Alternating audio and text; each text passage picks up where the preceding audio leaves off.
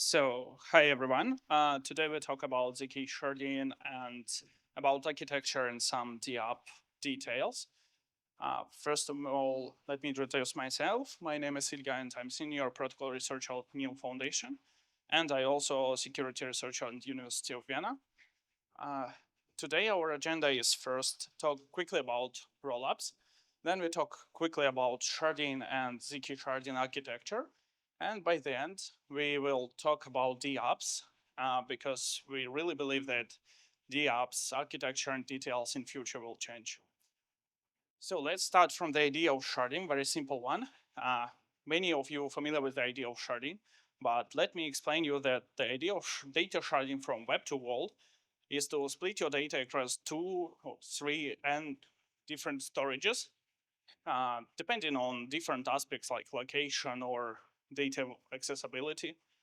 In terms of Web3, data and execution sharding mean that you separate your chains into several subchains running in parallel. So they have their own state, they have their own subset of validators, they have their own local consensus. And this is what sharding refer from classic DB sharding to sharding in Web3. And let's understand, why do we need sharding for blockchain? First of all, this is scaling idea because scaling is very simple. If you need more power, you need more resources, you can easily add new shard to your system. Second, you have a decentralization because sharding without decentralization makes no sense.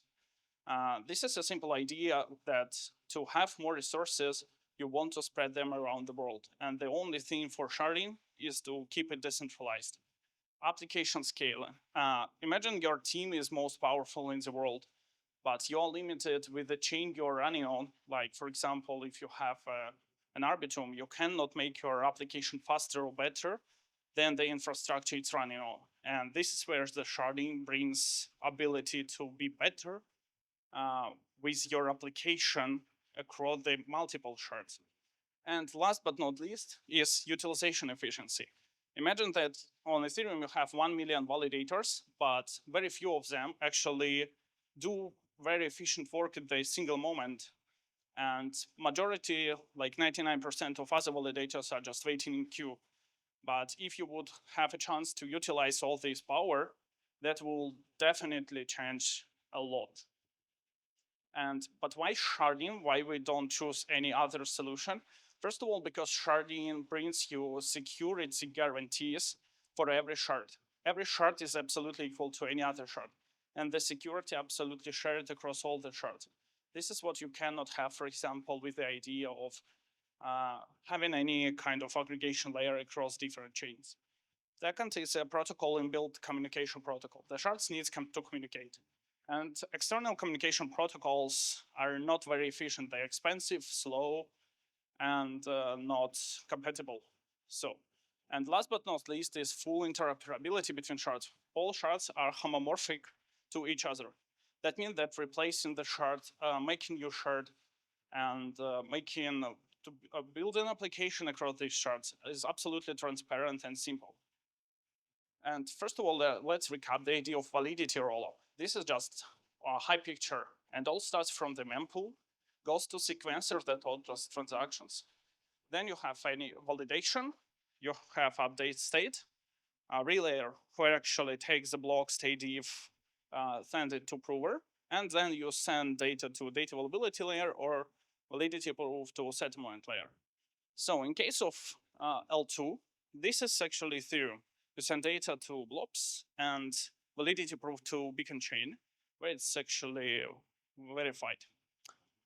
But with sharding, you have absolutely same structure, but you have many of these.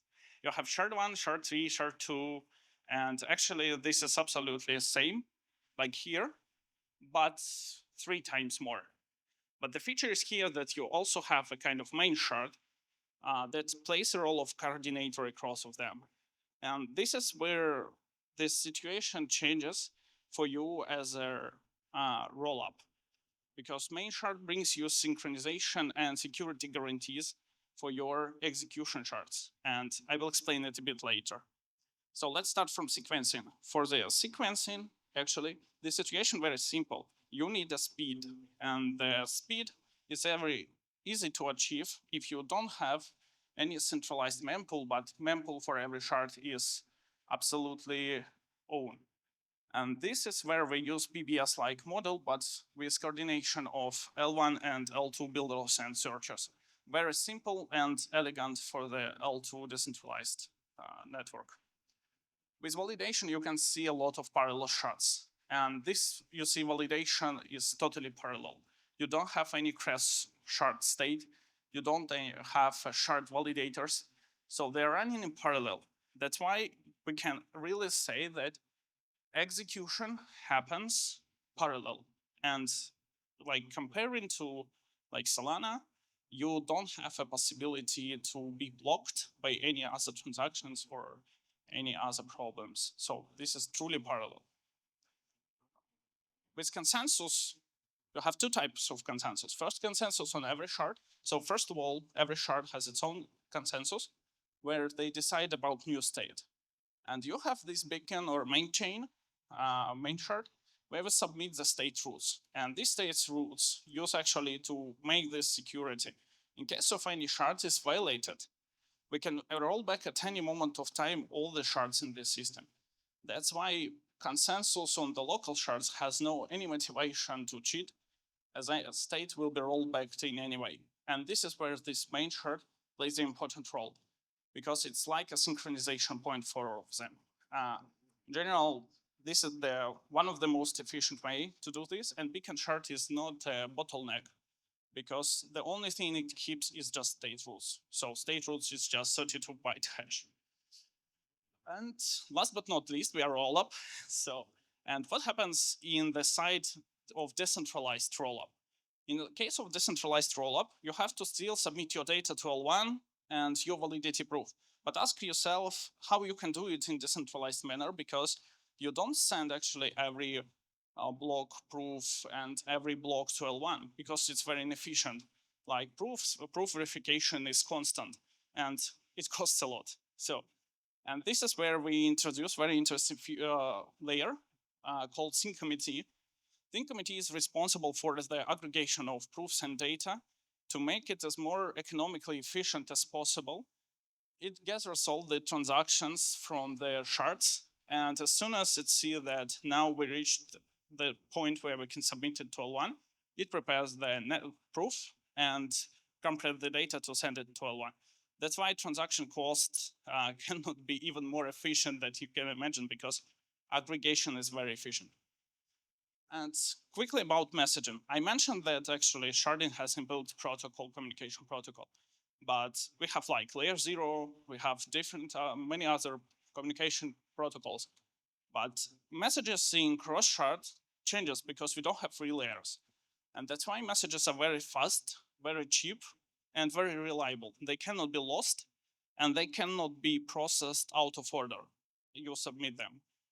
And this is very unique feature, by the way, because the messages are so safe and so fast that you don't have to risk of any problem sending it to any other shard. And okay, but quickly about dApps. But what changes for dApps? You're a developer, so probably sharding brings something new. And yes, sharding brings you asynchronous execution. That means that every shard is absolutely independent and running in parallel. So as soon as you send any message to any other shard, it's not blocked. It processes your message as a sort of transaction. So, but okay, we have like sort of omni-chain communication, and actually, yes. So you just send your message to any other shard, it's executed there, and if you need, the feedback will be sent back. But how it's useful? Well, let's see a simple example of the DEX. Like in the DEX, you have multiple pools, and these pools actually isolate resources or simply send money. So let's see, okay, we have 3 pools on Uniswap that have the majority of transactions and liquidity, like Ethereum USDT, USDC Ethereum, and USDC USDT. Okay, what we can do to make our application more efficient? We can just split the pools across shards, and that's it. That's very simple. Because now the user who wants to exchange any token, they have two options. First of all, they have liquidity on their own shards where their account is deployed, or they can send a cross-shard transaction and exchange money. First, you can ask, but wait, you have a slippage if you send a cross-shard message. But in practice, we check that the slippage will be not high because messages, in general, it takes 2 blocks or simply saying 2 seconds to transmit. So your slippage on the other shard will be absolutely small. And if you want to exchange a big amount of money, there are a lot of patterns that you can implement and still efficiently swap on any other shard.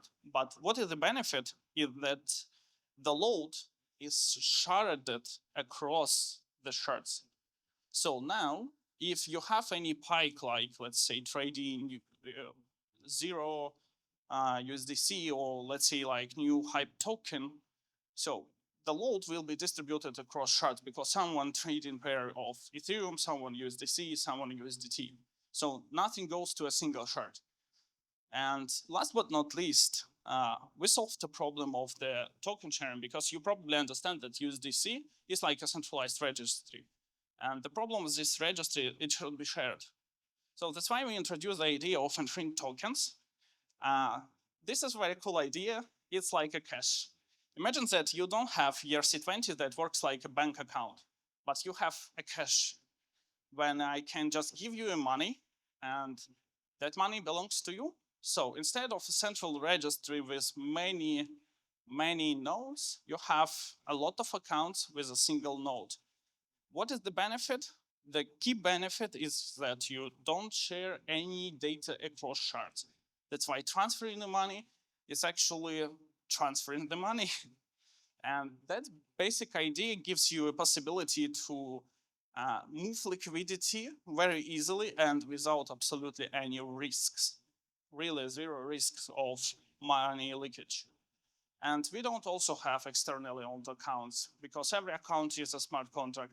This is also quite a good feature to reduce possibility of sharing the data across shards. And such simple case allows you to build applications with absolutely new manner and with majority of new features you can have, like for example, speed, low latency, or capital efficiency. And if you would like to, feel free to scan this QR code. This is our DEX, example of our DEX. You can look at GitHub how it works. And that's very interesting. Let me move on the other side. So I really recommend you to have a look. So it actually aggregates everything I mentioned. And yeah, thank you. Join our testnet.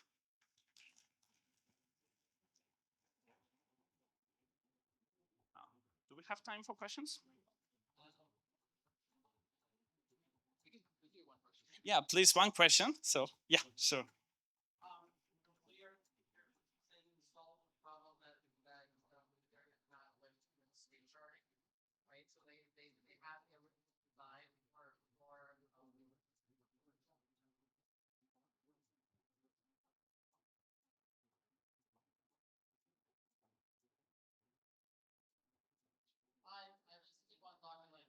Yeah.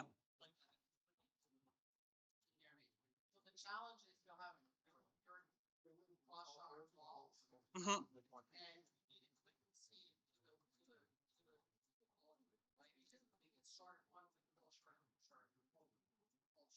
Mm-hmm. Mm-hmm.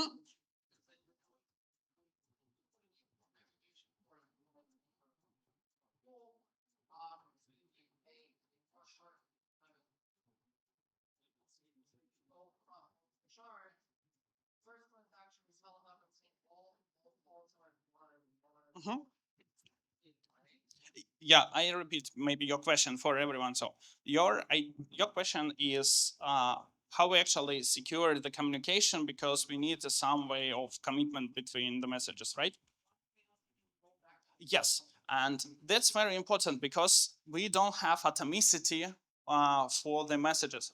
So if message will fail, that's like a failure of transaction on the destination shard.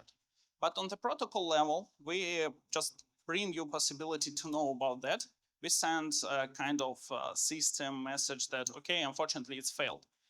But they are not atomic. So the message is not atomic. That's why if you send a sync message to a new shard, to another shard, it doesn't guarantee you that if it's failed on the source shard, it's also will be rolled back. So you have to implement a design pattern, many different design patterns that actually allow you to do like this. So yeah. Yeah, but you can't finalize a block until you know that that all the calls in your call tree are either fail or either there's one failure, in which case you have to roll everything back, which means you cannot finalize a block on your shards, right? So it's a state lock, right? I mean you. Yeah, you're right. That's why actually you have the main shard where you know the least like val point where you can roll back. So yeah, if method was malicious or consensus did malicious action, you will be rolled back to the least known valid state. And all shards will be rolled back. So not a single shard, but all of them. This system doesn't work like only one shard rolled back. All shards rolled back because main shard rolled back. So this procedure like that, let's say validity proofs fails, the main shard roll back to the list like known valid state that is finalized on L1, and then all execution shards roll back to the state that they saved on main shard. So because as I said, every state root submitted to main shard, every state root of execution shard. So that's why at any point of time, we know this snapshot of all execution shards.